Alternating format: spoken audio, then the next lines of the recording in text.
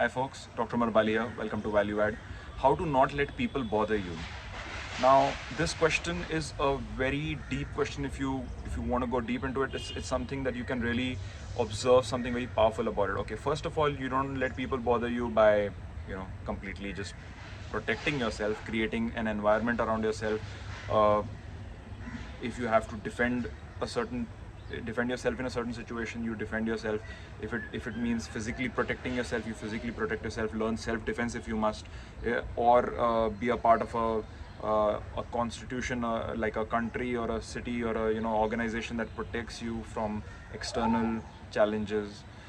All those things play a major role. However, after all that, there's still, as we have experienced in life, despite everything being set in place, something about some people, they tend to bother you, whether it's emotionally, whether it's actually financially, whether it's physically. How do you not let it get to you? How do you not let it actually bother you? The way at the end of it all comes down to, after doing all your efforts, which is important on a physical level, on a reality level, but then comes the point where you surrender. The power of surrender is something that is an acceptance, is a not surrendering that I give up, do what you want to do. No, not from that place. Surrender is that you're doing everything you can and then surrendering to what the reality is in this moment, the present moment. And then in that surrender, where you realize that ultimately you don't have that, some things are not in your control, and you surrender to it. And then somehow the person in front of you does not see that resistance, and eventually they also say, you know what, okay, it's not it's not worth it. Their wisdom also kind of comes up eventually, maybe not immediately, but eventually, sometimes immediately. So I hope this works. I'll give you one short example of this, just a simple example. As a kid, I mean, it was something that I did naturally, but I didn't realize that I was doing it.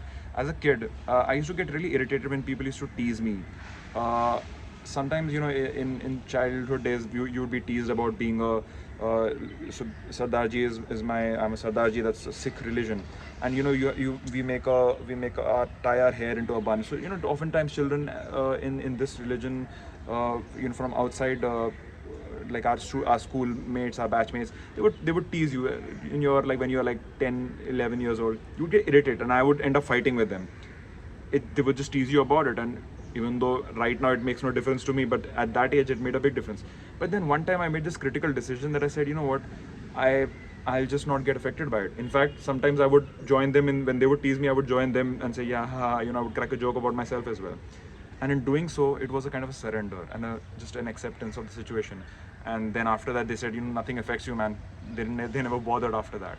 That's just one example, but this thing can be taken on to so many other levels. Cheers.